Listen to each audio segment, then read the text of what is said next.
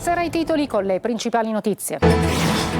Notte di rissa in Sicilia, a Naro nell'Agrigentino duro colpo, scontro con un ferito grave tra due famiglie di romeni. A Palermo un uomo è stato accoltellato, tanta paura in piazza, vittoria per una lite violenta tra bande. A Siracusa un 70enne muore dopo 4 ore di attesa al pronto soccorso dell'ospedale Umberto I. La procura apre un'inchiesta.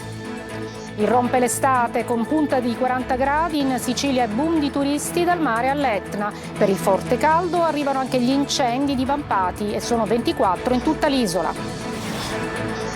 A Messina l'omicidio di Angelo Pirri, trovato morto in un canalone nelle campagne di Giammoro. L'autopsia conferma il colpo di pistola alla nuca. Portano a Trapani le indagini sul rumeno che ha confessato l'omicidio di 2 escort. La guardia giurata ha vissuto in Sicilia per anni. La passione per il modellismo di un poliziotto in pensione. Nella sua casa museo alla Civita di Catania mostra oltre 7.000 modellini.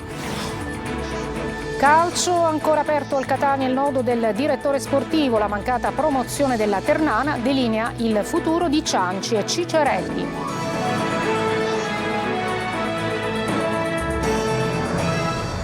Buonasera, ancora una notte di risse in Sicilia, maxi scontro tra due famiglie di romeni a Naro, siamo nell'Agrigentino. A Palermo un uomo è stato accoltellato nella piazza di Vittoria, notte di paura per una lite violenta tra bande. Sentiamo Veronica Barbarino. Notti calde in Sicilia, non solo per le temperature meteo. Maxi rissa a Naro, nell'Agrigentino. Una ventina di romeni appartenenti a 2 diversi nuclei familiari con la presenza di donne, bambini e adolescenti si sono affrontati con coltelli e mazze. Molti di loro sono finiti al pronto soccorso dell'ospedale Barone Lombardo di Canicattì. Grave un 21enne sottoposto a un delicato intervento chirurgico e adesso in prognosi riservata nel reparto di rianimazione. Sempre nella notte, questa volta a Vittoria, nella centrale piazza del popolo, a venire alle mani una decina di persone. Anche il sindaco Francesco Aiello, che abita nella zona, ha assistito alla scena e allertato le forze dell'ordine. I carabinieri al loro arrivo però hanno trovato la piazza vuota e avviato le indagini grazie anche alle telecamere di videosorveglianza. Infine a Ballarò a Palermo un uomo di 30 anni è stato ricoverato all'ospedale policlinico per alcune coltellate alle gambe e al fianco durante una rissa. La vittima non ha detto nulla su quanto successo né i motivi che hanno scatenato la lite, che potrebbe essere scoppiata tra bande che controllano il traffico di stupefacenti nel mercato storico. Indaga la polizia. La Procura di Siracusa ha aperto un'inchiesta sulla morte di un 70enne rimasto per 4 ore nei locali del pronto soccorso dell'ospedale Umberto I di Siracusa.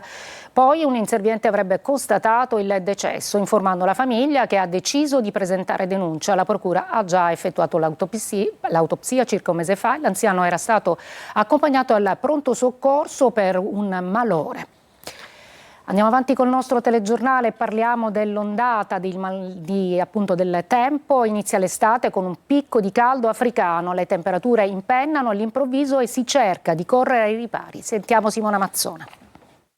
Si apre una settimana di caldo africano, parola degli esperti meteo che prevedono punte di 40 gradi a causa dell'anticiclone che porta temperature in forte aumento, ma anche tantissima sabbia del deserto che tingerà i nostri cieli. Il primo picco di questo giugno sahariano tocca l'inizio della settimana con la colonnina di mercurio che oscillerà, regalando qualche giorno più fresco in alternanza al caldo cocente percepito. Cosa si fa per i bambini stare sotto i 40 gradi? Fa piacere, si divertono, a fine settimana è giusto che abbiano tutto lo svago possibile di questo mondo. Anticipando i consigli degli esperti su cosa mangiare e bere, abbiamo chiesto a loro, esperti sul campo. Ma con questo caldo che cosa mi consiglia? Un gesso limone e sale. Cosa prende? Ancora non lo sappiamo.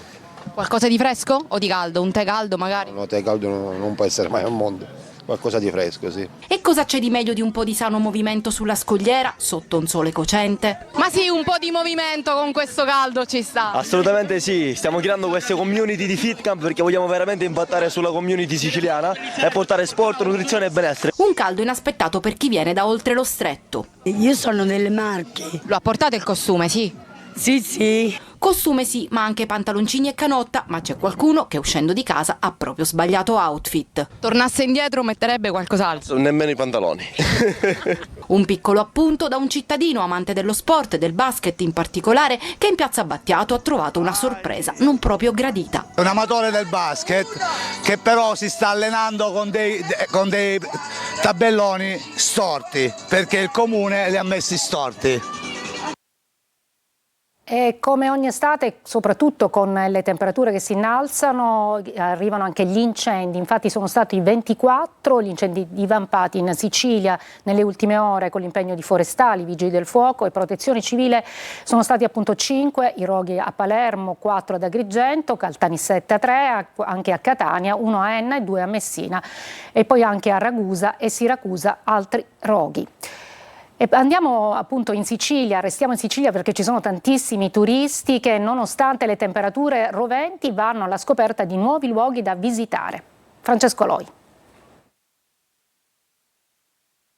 Direi che i 40 gradi sono vicini. Sì, sono vicini. Ormai siamo quasi in piena estate. Chi viene in Sicilia tra le tappe d'obbligo inserisce il mare e con queste temperature come farne a meno? Ma oltre al mare si visita l'isola per scoprirne la storia. Qui siamo a Ortigia, Siracusa, uno dei luoghi più gettonati. Siamo appena arrivati, adesso andiamo a vedere il Duomo, abbiamo visto il Tempio d'Apollo e facciamo un giro lungo il mare. La Sicilia com'è? Bellissima davvero. È una bella giornata, è sempre piacevole, poi questa piazza è molto bella comunque, Ortigia in generale, la Sicilia, il cibo. Ma la Sicilia è bella tutta, strutture ricettive piene o quasi in gran parte della regione. Dopo la spettacolare eruzione di domenica scorsa, l'Etna attrae sempre. Dopo anche l'ultima eruzione era imperdibile assolutamente. Siamo saliti fino a 3300 metri a vedere il cratere sommitale principale ed è stata veramente un'esperienza fantastica. Chi arriva in Sicilia però vuole visitare anche il centro di Catania, ma ci sono anche le meraviglie di Palermo, Agrigento o Taormina. L'estate per il termometro è già iniziata e come sempre ce lo ricordano le flotte di turisti che sfidando il caro voli vengono nella nostra terra. E sull'autostrada 19 Palermo-Catania, come previsto da ANAS, a partire dalle 15 il traffico si è intensificato sino alle 18, dove si registravano complessivamente 3 chilometri di coda con flussi di circolazione in aumento nella carreggiata che conduce a Palermo. Traffico particolarmente intenso nel territorio di Casteldaccia e in quello di Bagheria per via dei rientri dell'utenza dalle località balneari verso il capoluogo siciliano. Anche oggi ANAS ha messo a disposizione personale aggiuntivo per fluidificare il traffico e assistere gli utenti per agevolare così gli spostamenti. Voltiamo pagina dall'autopsia sul corpo di Angelo Pirri, l'uomo trovato morto in un canalone nelle campagne di Giammoro, confermato, siamo nel Messinese, confermato il colpo di pistola alla nuca. Gli inquirenti adesso scavano nella vita della vittima per ricostruire il delitto. Francesco Triolo.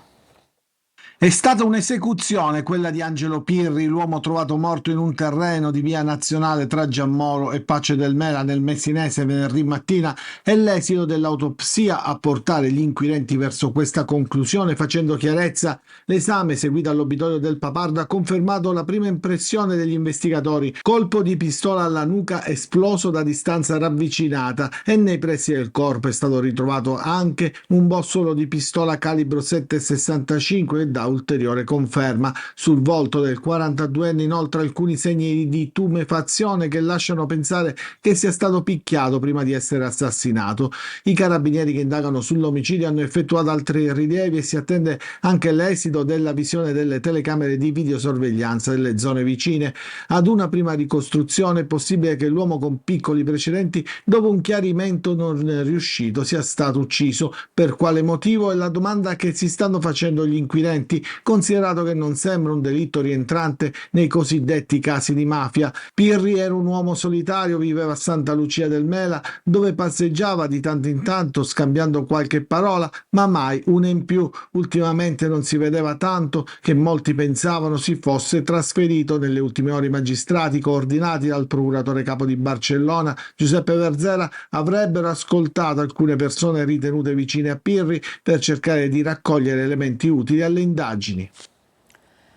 Portano anche in Sicilia le indagini sul rumeno accusato di aver ucciso 2 prostitute in Toscana. Fino al 2022 viveva a Trapani, dove sono rimasti alcuni familiari. Laura Spanò.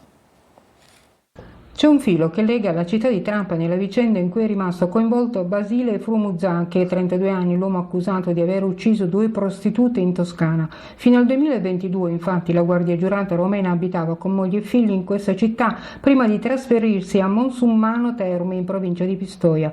Ora la procura di Prato vuole vederci chiaro e capire se ci si trovi davanti a un possibile serial killer ed ha allargato le indagini anche nel resto d'Italia, cominciando proprio dalla Sicilia e da Trapani, anche se su questo fronte ancora non arrivano conferme ufficiali né dalla procura né dal comando dei carabinieri. Gli inquirenti vogliono scoprire se Frumuzacche, che ha confessato i 2 omicidi, possa aver assassinato altre donne anche in questa zona. L'eventuale lavoro degli investigatori riguarda omicidi risolti di prostituti o escort scomparse nel nulla in un periodo che va tra il 2018 e il 2022. Verifiche che la procura di Prato, diretta da Luca Tescaroli, sembra avere demandato ai carabinieri. Lo stesso Frumuzacche, nel corso dell'udienza di convalida ieri, ha però sostenuto di non aver ucciso altre donne.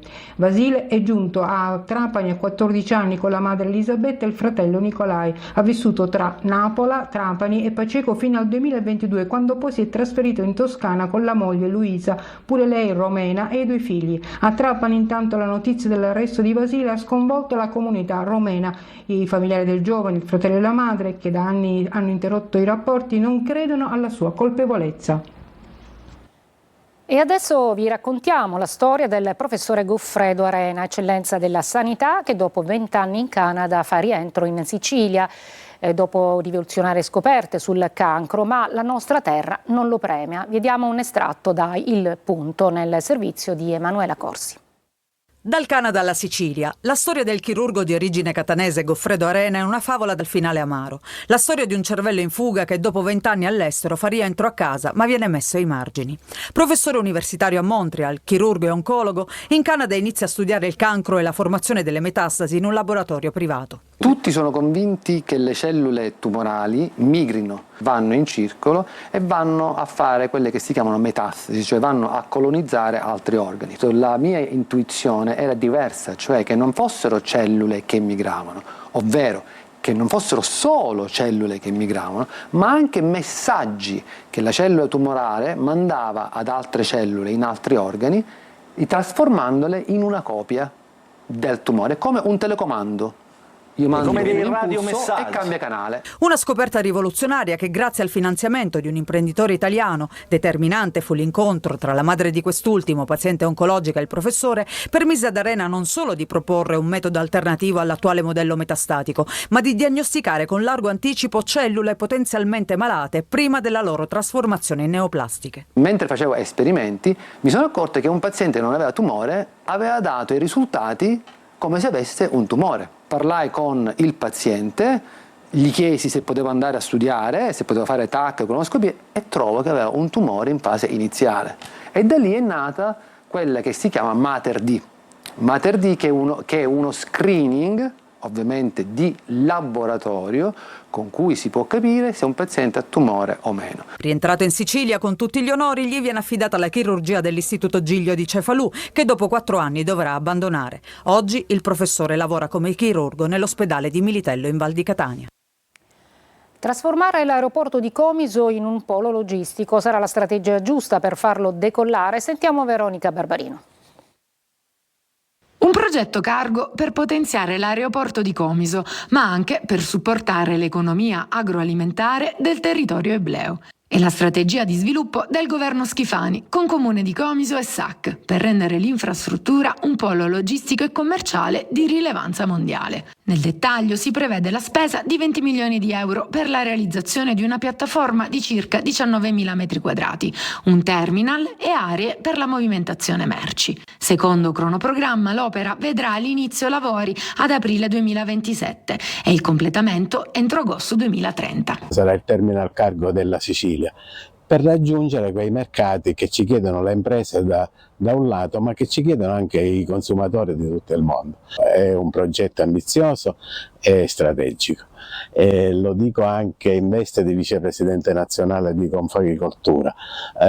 parliamo con migliaia di imprese agricole, le più strutturate del paese, che ci chiedono sostanzialmente una cosa, quella di aprire le nostre produzioni a nuovi mercati.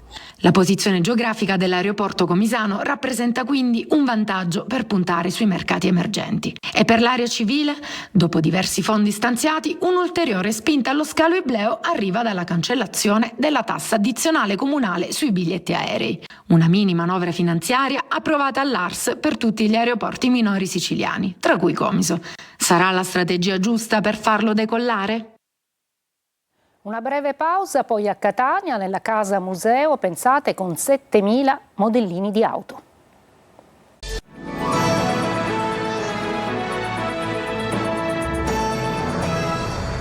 La passione per il modellismo di un poliziotto in pensione che ci apre la sua casa museo alla Civita di Catania con oltre 7.000 modellini. Sentiamo Tonino De Mana.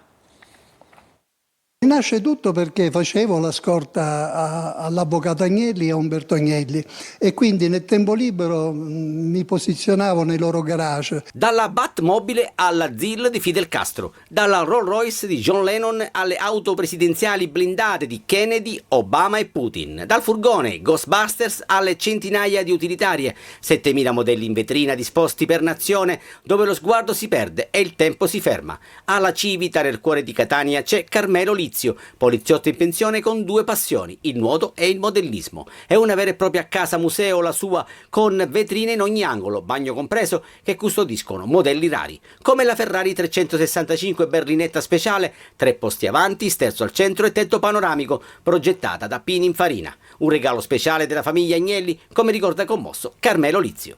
È stato Umberto Agnelli che mi ha regalato un'auto che l'avvocato Agnelli teneva in modo particolare, una Ferrari con 3 posti. Vorrei ingrandire questo museo e quindi portarlo da 7.000 magari a 20.000, se avrò la forza anche economica per farlo. Dalla prima auto messa in vetrina, la Ford County Square 1960, alla Mercedes EQS, ultima arrivata alla Casa Museo, Beata Santa Vergine del Carmelo. E chissà che quest'angolo incantato non possa un giorno aprire le porte al pubblico come auspica il consigliere di municipalità Buio.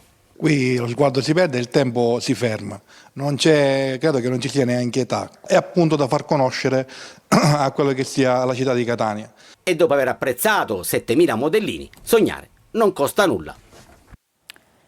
Le terme di Acireale e Sciacca verso il rilancio. Sentiamo Simona Mazzona. C'è tempo fino al 30 settembre per presentare proposte di partenariato pubblico e privato con l'obiettivo di rilanciare i complessi termali di Acireale nel Catanese e Sciacca nell'Agrigentino.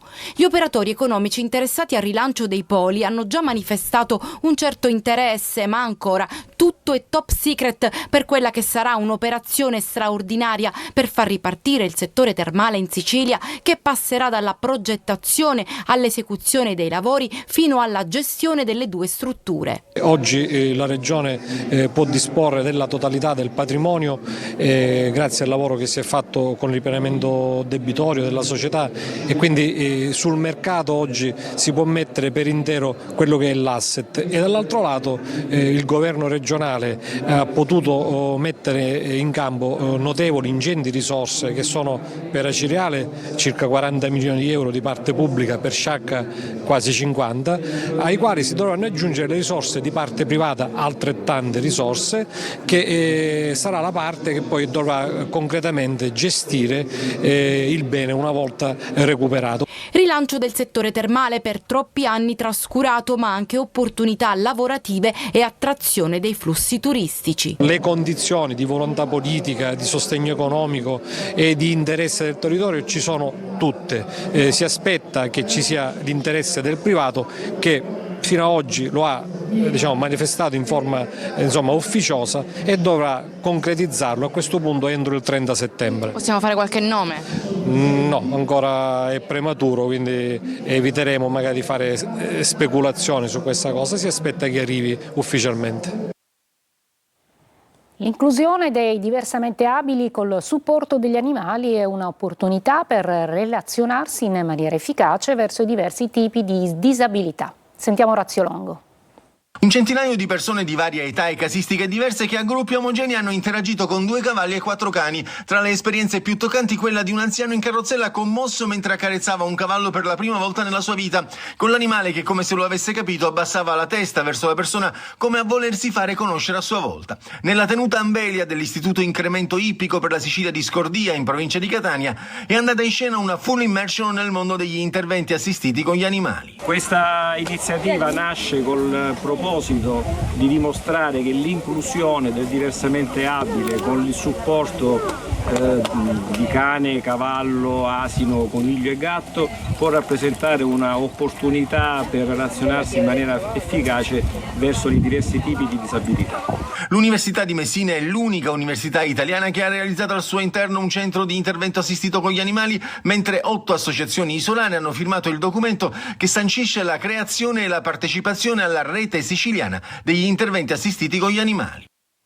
Una breve pausa, poi lo sport col calcio con Catania e Siracusa.